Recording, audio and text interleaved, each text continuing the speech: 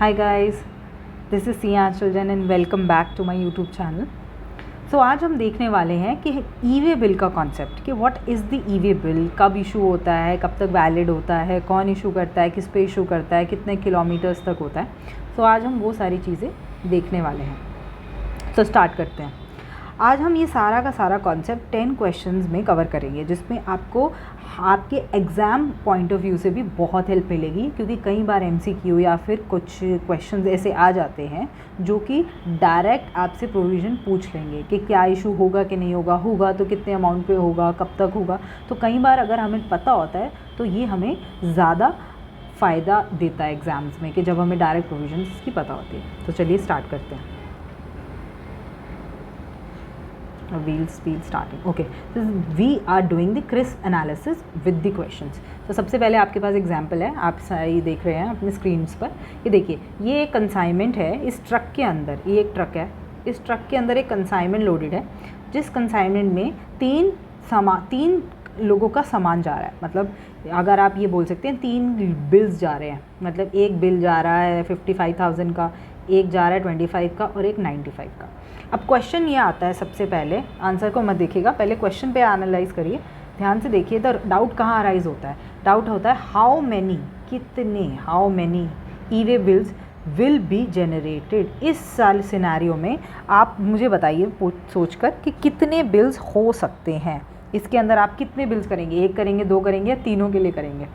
तो यहाँ पे हमें सबसे ज़्यादा ध्यान रखना है अमाउंट का.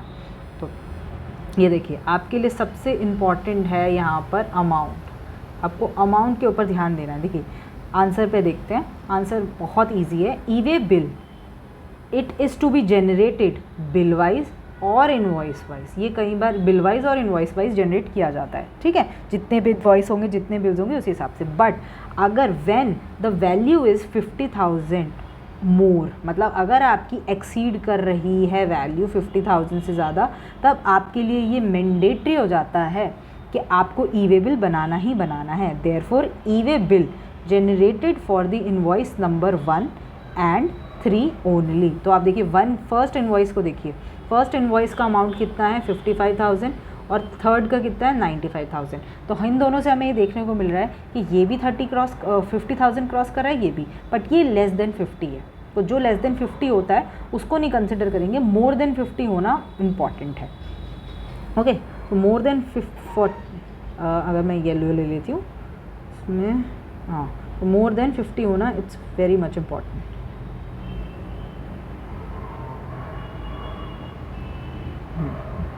ये ठीक है. So this should be more than 50,000. Next आ जाते हैं. नेक्स्ट पॉइंट क्या है?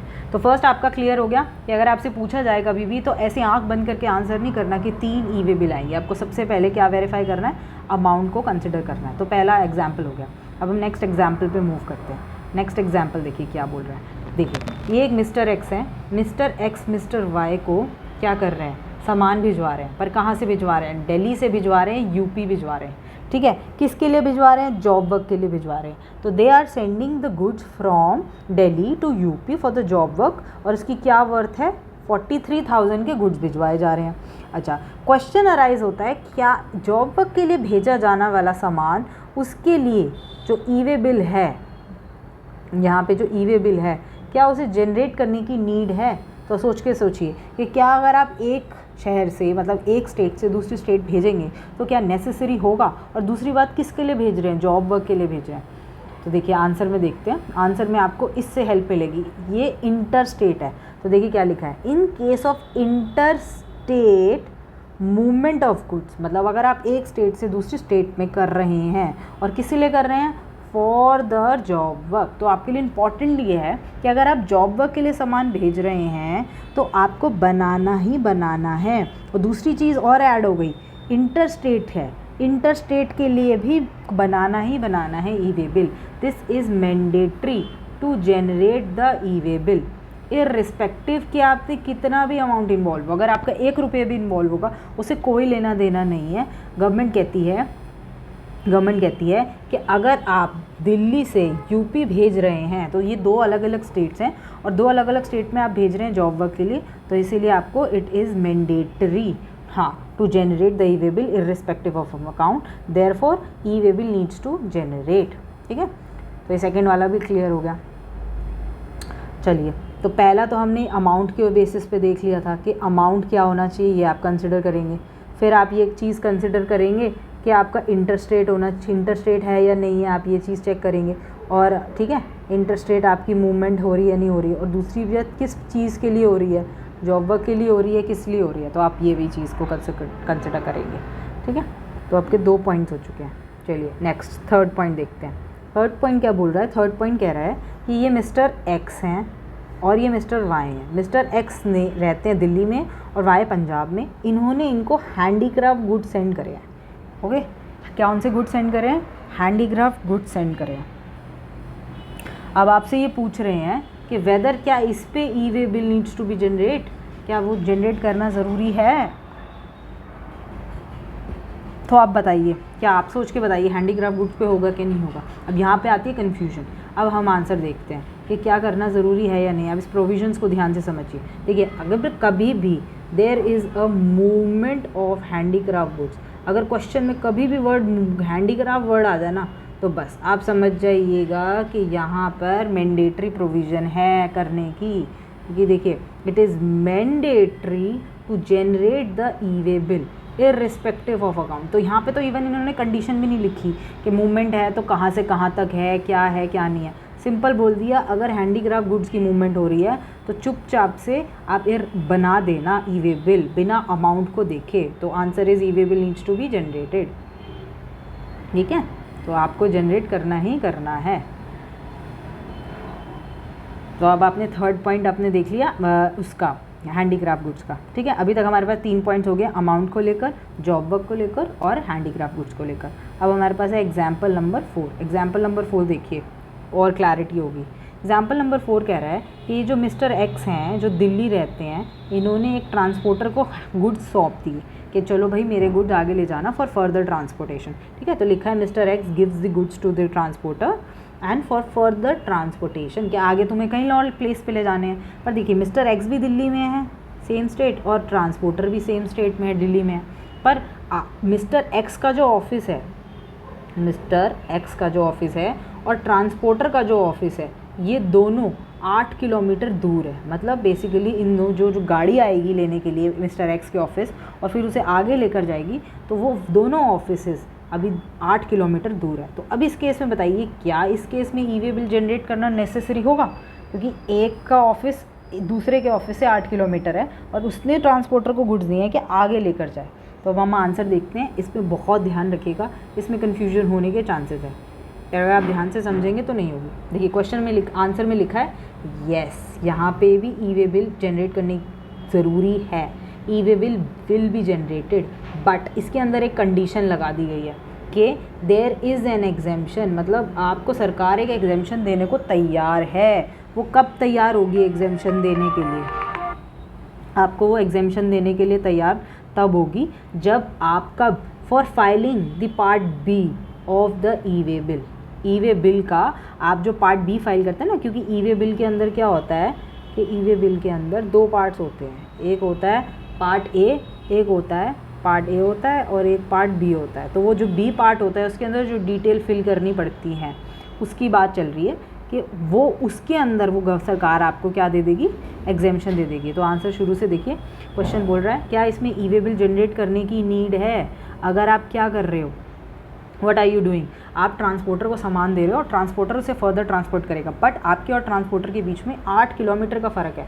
तो प्रोविज़न ये कहती है करें या नहीं करें? प्रोविज़न कहती है येस आप करेंगे और उसे जनरेट करेंगे, बट एक सरकार एक कंडीशन देती है that there is an exemption for filing. मतलब पार्ट बी को फाइल करने के लिए आप सभी लोगों को एक एग्जेम्पशन है अगर इफ़ डिस्टेंस जो है सप्लायर का जो सामान को लोड कराएगा और जो सामान को लेके जाएगा दैट इज़ ट्रांसपोर्टर। तो सप्लायर का और ट्रांसपोर्टर का जो डिस्टेंस है अगर वो 10 किलोमीटर से कम है, अगर आपका 10 किलोमीटर से कम है तब आप पार्ट बी को फाइल करने के लिए एग्जेम्प्ट हो। आपको पार्ट बी नहीं फाइल करनी उस केस के अंदर, ठीक है। और दूसरा पॉइंट भी देखिए, ये तो हम कह सकते हैं, हम ये पहला पॉइंट है कि आपका जो डिस्टेंस है वो 10 किलोमीटर से कम होना चाहिए। दूसरा क्या है, जो भी मूवमेंट हो रही है, आप जो सप्लायर है जहाँ पे गुड्स रखा है और जो ट्रांसपोर्टर है जो इसको देना है, इन दोनों के बीच का जो डिस्टेंस है वो तो 10 किलोमीटर से कम होना चाहिए, पहला कंडीशन। दूसरा, ध्यान से देखिए, क्या पता सप्लायर ए दिल्ली में बैठा हो, ट्रांसपोर्टर गुड़गांव में बैठा हो, तो दो इंटरस्टेट हो गए ना, डिफरेंट हो गए। तो आपको ये भी चेक करना है कि आपका जो मूवमेंट है वो क्या होना चाहिए, वो विद इन स्टेट होना चाहिए। वो क्या होना चाहिए, विद इन द स्टेट होना चाहिए, ठीक है ना। आपको ये चीज़ भी अपने साथ बहुत इंपॉर्टेंट चेक करनी है। रुकिए, ये थोड़ा सा ख़राब हो गया। हाँ, तो आपको ये चीज़ भी चेक नहीं कि वो विद इन स्टेट होना चाहिए। तो आपने क्या क्या दो कंडीशंस देख ली। पहली कंडीशन आपने देख ली कि हाँ, आपका 10 किलोमीटर के अंदर होना चाहिए दोनों का डिस्टेंस, सप्लायर का और S&T का। तो दोनों का डिस्टेंस कितना होना चाहिए, लेस देन 10 होना चाहिए। ऐसे ही S&T के अंदर जो गुड्स का मूवमेंट है, जो गुड्स की मूवमेंट की बात करी जा रही है, वो मूवमेंट विद इन स्टेट होना चाहिए, ठीक है। स्टेट से बाहर जाते ही फिर तो देखिए फिर एग्जेम्प्ट नहीं है ना। तो इससे हमें साफ पता चल रहा है कि ये दो कंडीशन पूरी होगी तभी जाकर आपकी जो पार्ट बी की फाइलिंग है ये आपको एग्जेम्प्ट कर दी जाएगी, ठीक है। अदरवाइज अगर ऐसी कंडीशन नहीं है, या अगर आपका डिस्टेंस भी ज़्यादा आ रहा है प्लस ये इंट्रा स्टेट है और इंटर स्टेट है, मतलब विद इन द स्टेट ना होकर इंटर स्टेट है, तब तो आपको मैंडेटरी करना ही करना पड़ेगा, ठीक है। तो चलिए अब नेक्स्ट एग्जाम्पल देखते हैं। एग्जाम्पल नंबर 5 क्या बोल रहा है, वो कह रहा है कि देखिए आपके पास मिस्टर जेड है, मिस्टर जेड ट्रांसपोर्टर को सामान भेज रहे हैं और मिस्टर जेड का ऑफिस दिल्ली में है, ये देख लीजिए, और ट्रांसपोर्टर का ऑफिस हरियाणा में है। पीछे जो हमने कंडीशन देखी थी उसमें पहली कंडीशन हमने देखी थी कि जो डिस्टेंस है वो 10 किलोमीटर से कम होना चाहिए। किसका डिस्टेंस, बिटवीन S&T का डिस्टेंस कम होना चाहिए। और दूसरी क्या देखी थी हमने, हमने देखी थी जो मूवमेंट हो रहा है वो क्या होना चाहिए, विद इन द स्टेट होना चाहिए, राइट। हाँ, विद इन द स्टेट होना चाहिए। तो यहाँ पर बताइए, और ये दोनों कंडीशन मैंडेटरी हैं, दोनों साथ में पूरी होंगी, ठीक है। तो आप यहाँ बताइए डिस्टेंस कितना है, 10 से कम है। हाँ भाई 10 से कम है, क्वेश्चन को देखने से तो बढ़िया है, पूरा हो रहा है। बट दूसरा कंडीशन देखिए, क्या movement with in the state है, नहीं, movement with in the state नहीं है, दिल्ली से हरियाणा जा रहा है मूवमेंट, तो ये तो पूरी हो रही है पर ये पूरी नहीं हो रही, और दोनों की दोनों साथ पूरी होनी चाहिए। तो इसका मतलब ये प्रोविज़न फुलफ़िल नहीं हुई, ये कंडीशन सेटिस्फाई नहीं हुई। तो अब आप मुझे बताइए क्या यहाँ के केस के अंदर ई वे बिल जनरेट होगा कि नहीं होगा।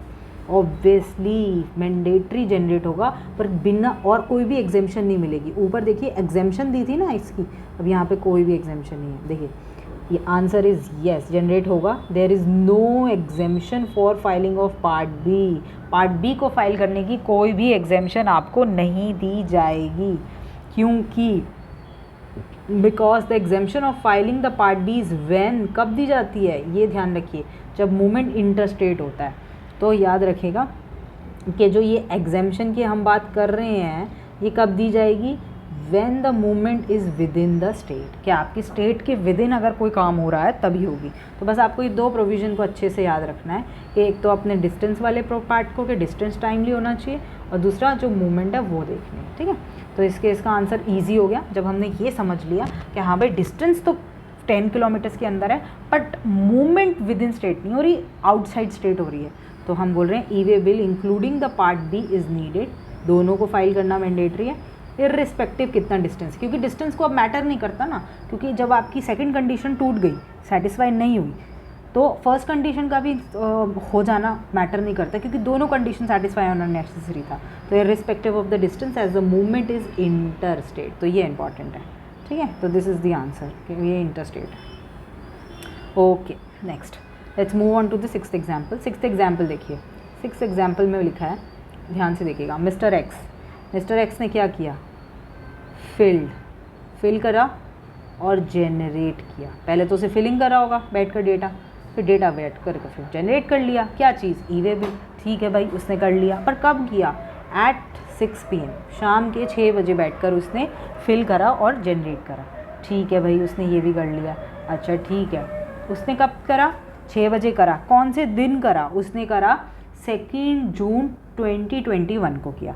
तो हम ये कहते हैं कि मिस्टर एक्स थे जो 2 जून को बैठे थे, उन्होंने एक तो अपना डेटा फिल इन करके ई वे बिल पोर्टल के ऊपर जनरेट कर लिया, ठीक है कर लिया, और शाम के 6 बजे तक कर लिया, ठीक है। आगे देखिए, आगे कहानी में बोल रहे हैं आफ्टर जनरेट होने के बाद ही फाइंड्स सम मिस्टेक, उसको कोई गलतियाँ मिली, अब उसको गलतियाँ मिल गई बाद में, अरे भाई अब वो परेशान हो रहा है, क्या करूँ। तो वो हमसे पूछना चाहता है, आप अगर कंसल्टेंट हैं, अगर क्वेश्चन आएगा आपसे पूछेगा, उसमें क्वेश्चन पूछेगा ऐसी है कि अगर आप एक कंसल्टेंट होते या आप एक उसके रिप्रेजेंटेटिव होते तो आप क्या करते, तो बाय व्हाट टाइम, बताइए कौन सा ऐसा टाइम है जब वो कैंसिल करेगा और रीजनरेट कर सकता है। मतलब ऑब्वियसली कोई हो सकता है किसी के साथ भी, बनाया गलत हो गया, गलत है तो मुझे कैंसिल करना है, या फिर मुझे लग रहा है कि मैं उसे दोबारा से ऑल्टर करके रीजनरेट करूँ, तो व्हाट आपके हिसाब से क्या आंसर होना चाहिए। कर सकते हैं, नहीं कर सकते, कब तक कर सकते हैं। तो ये प्रोविज़न भी बहुत इंपॉर्टेंट है और ये भी कई बार एमसीक्यू में डायरेक्टली पूछी जा सकती है, क्योंकि जो न्यूमेरिकल बेस्ड होते हैं ना वो बिल्कुल आने के चांसेस बहुत ज़्यादा रहते हैं उनके। देखिए, in case of error in the E way bill, अगर जहाँ गलतियाँ हैं वहाँ सप्लायर या कोई भी पर्सन, सपोज कर रिसिपिएंट करना चाहता है या ट्रांसपोर्टर, वो भी कर सकता है। कैन कैंसिल, उसके पास कैंसिल का ऑप्शन है एंड रीजनरेट का ऑप्शन है। तो एक कैंसिल का और दूसरा रीजनरेट का ऑप्शन है ई वे बिल का। कब तक कर सकता है वो, ये आए ना इंपॉर्टेंट बात, ये आपसे क्वेश्चन में पूछा जा सकता है, विद इन 24 आवर्स। तो कब तक कर सकता है, 24 घंटे के अंदर अंदर, जब से उसको क्या मिला हो, इशू मिला हो। अगर उसको ई वे बिल में कोई ऐसी प्रॉब्लम मिली हो जो रेक्टिफाई होना है या कैंसिल होना नेसेसरी है, तो वो सिर्फ और सिर्फ 24 घंटे में कर सकते हैं। इसे 1 डे याद मत रखिए, 24 आवर्स याद रखना है। तो अगर किसी भी पर्सन को कोई एरर मिला ई वे बिल में, वो उसे कैंसिल या रीजनरेट करना चाहता है, तो वो उसे 24 आवर्स के अंदर कर सकता है। तो इस केस में क्या करेगा, mister Z can cancel it up to 559। तो मैंने सही लिखा 559, क्योंकि कब किया था उसने, वो ये देखिए, उसने किया था 2 जून को। 2 जून को कब किया था, 6 बजे किया था ना, हम ये मान लें 6 बजे किया था, ठीक है। और अब क्या हो गई, 3 जून हो गई। तो अगर उसने 24 घंटे में किया था, तो 24 घंटे कब ख़त्म होंगे, 5:59 पे, राइट, यही है ना, 5:59 पे ख़त्म होंगे। तो उसके 5:59 पर वो ई वे बिल ख़त्म हो जाएगा। तो इससे इस वक्त या इस वक्त से पहले पहले तक ऑल्टर करना ज़रूरी है। तो वही लिखा है, he can cancel it up to 5:59 of 3 June, ठीक है। तो ईजी। तो ये प्रोविजंस अगर हम ऐसी क्लैरिटी के साथ समझ लेंगे ना, तो हमें ना तो प्रैक्टिकल लाइफ में इशू आएगा, ना अपने वो एग्जाम पॉइंट ऑफ व्यू से इशू आएगा। अच्छा चलिए नेक्स्ट क्या बोल रहा है, एग्जाम्पल नंबर 7। देखिए, मिस्टर वायु एक पर्सन है, एक सेकेंड मिस्टर वायु एक पर्सन है, इन्होंने एक ई वे बिल जनरेट किया। ई वे बिल क्या करता है, एक दिल्ली से गुड्स चल रहे हैं गुजरात को पहुंचने, मतलब गुड्स आपके दिल्ली से चलेंगे और गुजरात पहुंचेंगे, और इन दोनों का डिस्टेंस जो है वो 750 किलोमीटर है अप्रॉक्सीमेटली, क्योंकि आप जानते ही हैं नक्शे के हिसाब से, अगर हाँ दिल्ली यहाँ पर है तो उसको गुजरात की तरफ मूव करना है, सॉरी गुजरात कहाँ है, हाँ गुजरात की तरफ मूव करना है। तो ये जो एरिया का डिस्टेंस है ये भी काफ़ी ज़्यादा डिस्टेंस होता है, तो उसमें क्या करना है, तो इसमें देख लें, अगर दिल्ली से गुड्स जा रहे हैं गुजरात की तरफ, जहाँ के डिस्टेंस 750 किलोमीटर्स अप्रॉक्सीमेटली है, तो वो कब जा रहे हैं, 5 मार्च 2021 को जा रहे हैं। तो उस केस के अंदर आपको क्वेश्चन आपसे पूछता है, बेसिकली इंस्टीट्यूट आपसे पूछेगा, बताओ भाई कि क्या ये ई वे बिल वैलिड है या नहीं है, और क्या वैलिड है तो वो कब तक वैलिड है, व्हाट्स दी वैलिडिटी। वैलिडिटी का मतलब होता है पीरियड, क्या वो आपसे पूछ रहे हैं कि कितने पीरियड तक ये ई वे बिल वैलिड है, ठीक है। तो अब आप देखिए, बताइए कि इसका क्या पीरियड होगा, सोच के बताइए कि आप सोचिए क्या होना चाहिए। तो देखिए काउंट, हमारी जो सरकार है उसने कैसे दिया हुआ है इसको, तो लॉ क्या बोलती है, लॉ कहती है e way bill is valid, yes it is valid for 1 day, आपके एक दिन के लिए ही वैलिड है ये, बट एक दिन में भी कब तक, 100 किलोमीटर तक। अब समझ में आया। तो अगर हम ये बात बोलें कि हमारा जो ई वे बिल है वो कब तक वैलिड है, वो वैलिड है पूरे एक दिन के लिए अप टू 100 किलोमीटर। तो अगर आप 100 किलोमीटर ट्रैवल करते हैं तो लॉ में उसके लिए एक दिन आपको दिया जा रहा है कि आप एक दिन ले लो उसको यहाँ से वहाँ पहुँचाने के लिए, ठीक है। तो 100 किलोमीटर्स ऑफ डिस्टेंस, ओके। अब ये डिस्टेंस आप क्या होगे, एक दिन में नहीं पहुँचा पाए तो, या थोड़ा ज़्यादा हो गया तो लॉ कहती है कि आप इंक्रीज़ कर सकते हो 1 डे, एक एक दिन करके इंक्रीज़ कर सकते हो each, when the distance increase, distance क्योंकि दिन आप तभी बढ़ाओगे जब डिस्टेंस बढ़ेगा, तो increase the day each by 1 day each when the distance increases by 100 kilometres और पार्ट thereof। मतलब अगर आपने सपोज करो 40 किलोमीटर्स ट्रैवल और कर लिया 100 के ऊपर, तो 140 को कैसे दिखाओगे आप, 140 कहोगे 100 के लिए तो एक दिन, और 40 के लिए भी एक दिन मिलेगा, क्योंकि ऊपर लिखा है पार्ट देयर ऑफ, तो अगर पार्ट है तो पार्ट भी कंसिडर होगा, तो अल्टीमेटली कितने दिन हो गए, 2 दिन हो गए ना, ऐसे आपको बोल रहा है वो, ठीक है। चलो आगे देखते हैं। तो इन दिस केस, क्वेश्चन के हिसाब से बताइए, क्वेश्चन के हिसाब से आंसर करिए। तो इन this case E way bill is valid for 8 days, क्योंकि क्वेश्चन ने कितने 1 दिन बताए थे, 750 डेज़ का जिक्र करा था शायद, है ना। तो 750 किलोमीटर्स उसने ट्रैवल करा दिल्ली से गुजरात। तो इसके लिए सबसे पहले 700 राउंड फिगर ले लीजिए, जो 100 के मल्टीपल्स में आती है। तो हम ये देखेंगे 700 राउंड फिगर है, उसके लिए 7 दिन तो आराम से हम बता सकते हैं कि ओके 7 डेज इज़ क्लियर। जो अनदर 50 किलोमीटर्स हैं 750 में, वो पार्ट देयर ऑफ है। जब ये पार्ट है तो लॉ में क्या लिखा है कि पार्ट के लिए भी 1 दिन अलाउड है, तो 1 दिन और दे दिया इन्होंने, तो 1 दिन एक और दे दिया, तो कितने डेज़ हो गए, 8 डेज़ हो गए इन टोटल, ठीक है। तो ये 8 डेज़ के लिए वैलिड होगा, ठीक है। तो ये अब क्लियर हो जाना चाहिए कि वो आपको हमेशा 100 किलोमीटर के हिसाब से देखना है। जैसे किलोमीटर्स बढ़ते रहेंगे, डेज़ भी बढ़ेंगे पार्टली, ठीक है। अगर ये 101 होता तब भी 1 दिन एक्स्ट्रा मिलता फॉर 1 किलोमीटर, तो ऐसे भी पॉसिबल है, ठीक है। चलिए नेक्स्ट इज़ एग्जाम्पल नंबर 8। ये थोड़ा इजी वैसा है कि वैल्यू बताने का है कि एक्सेप्ट कौन करेगा।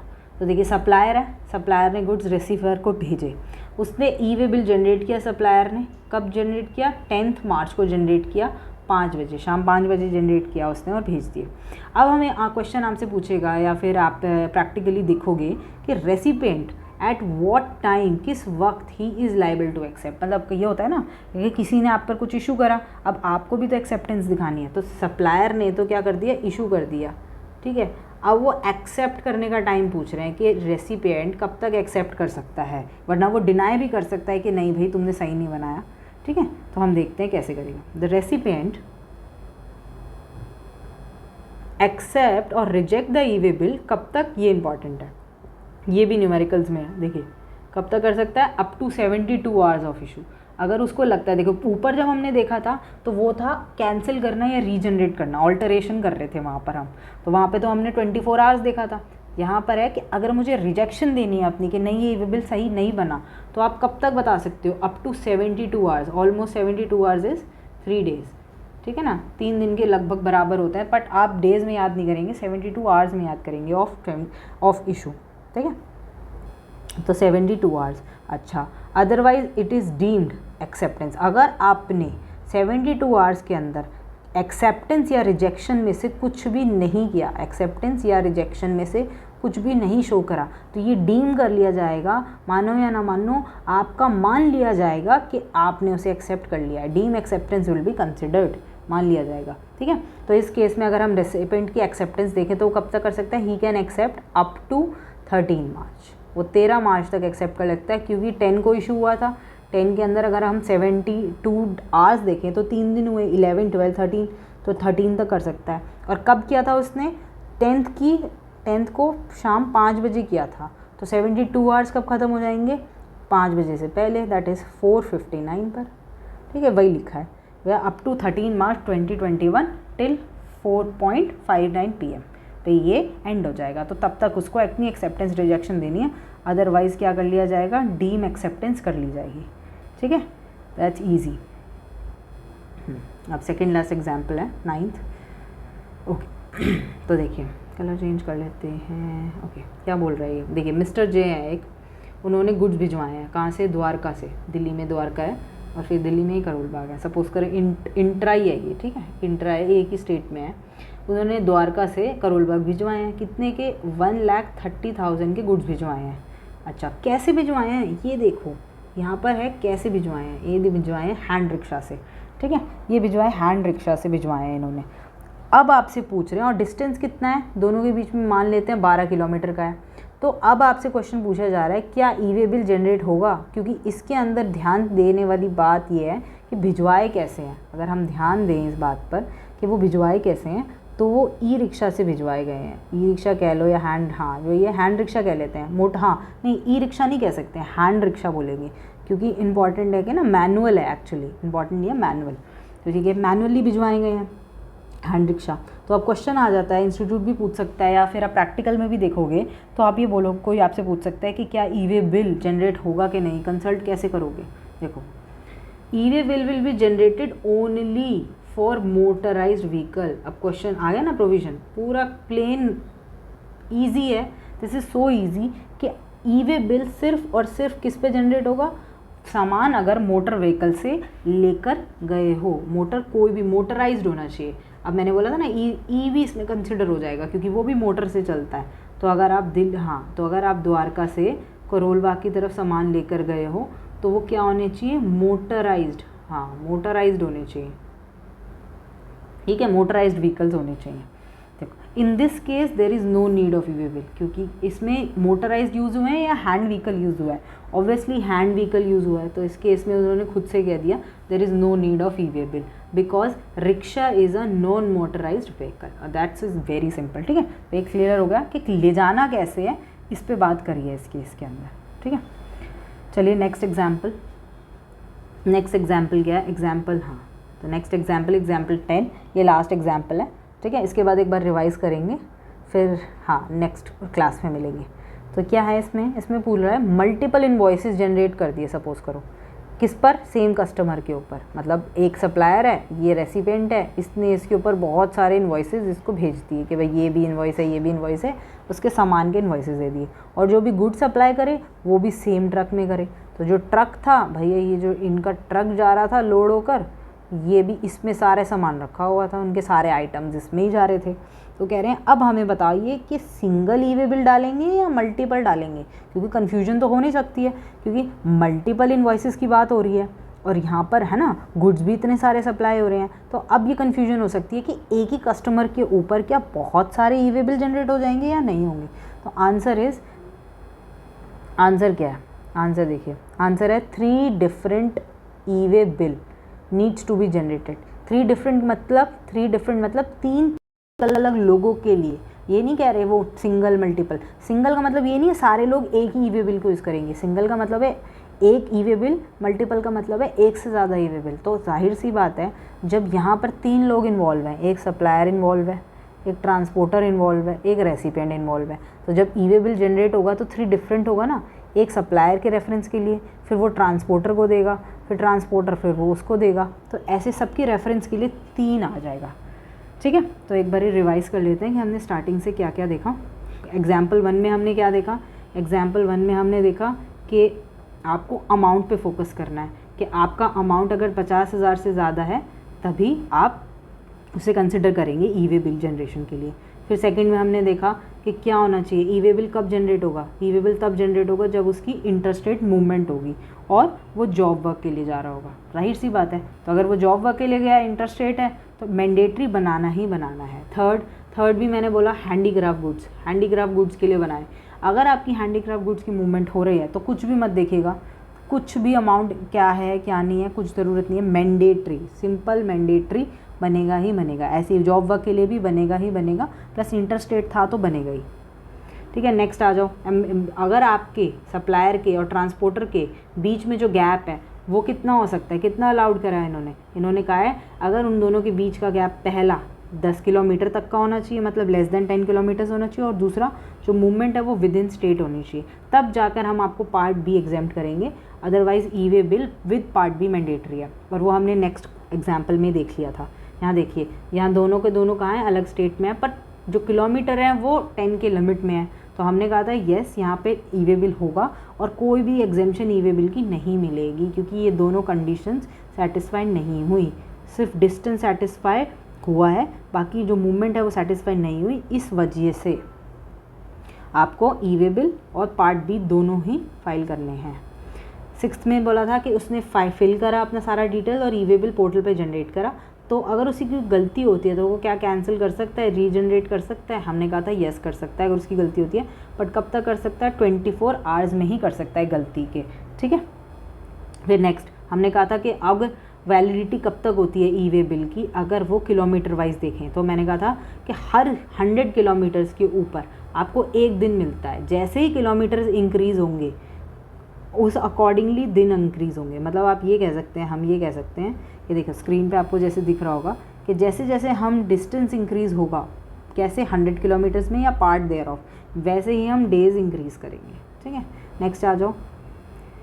नेक्स्ट हम बोल रहे हैं, ये देखिए कि आपको पूछ रहे हैं रेसिपेंट को कि वो कब तक एक्सेप्ट कर सकता है, तो इसमें बोल रहे हैं वो कर सकता है 72 आवर्स में इशू के, मतलब आपको कोई इशू आया तो उसके 72 आवर्स के अंदर अंदर ही वो एक्सेप्ट रिजेक्ट कर सकता है, ठीक है। तो उसे डेज़ में नहीं घंटों में याद करना है आपको। नेक्स्ट आ जाओ एग्जाम्पल 9, मिस्टर जय, उसने वही गुड्स भेजे थे ये विद इन स्टेट, बट कैसे भेजे थे, हैंड रिक्शा से भेजे थे। तो हैंड रिक्शा से भेजना क्या है, ई वे बिल को पार्ट नहीं बनाता, मतलब ई वे बिल हैंड रिक्शास को कंसिडर नहीं करता। उसने लिख दिया ना मोटराइज व्हीकल्स होनी चाहिए, और नहीं है तो ई वे बिल की ज़रूरत नहीं है। ऐसे ही नेक्स्ट आ जाओ, नेक्स्ट में कहा था कि मल्टीपल इन्वॉइसेस जनरेट करें कस्टमर पे और एक ही ट्रक से भेजा है, क्या करें, कितने ई वे बिल होने चाहिए। तो हमने कहा था 3 डिफरेंट ई वे बिल होने चाहिए, क्योंकि वो तीनों ई वे बिल एक पर्सन के पास नहीं रहेंगे, एक सप्लायर के पास होगा, एक ट्रांसपोर्टर के पास और एक रेसिडेंट के पास, ठीक है। तो ये है total concept of the E way bill. Hope आपको समझ में आया होगा, और अगर कोई डाउट्स हैं तो let me know. Okay guys, then see you in the next class. Thank you.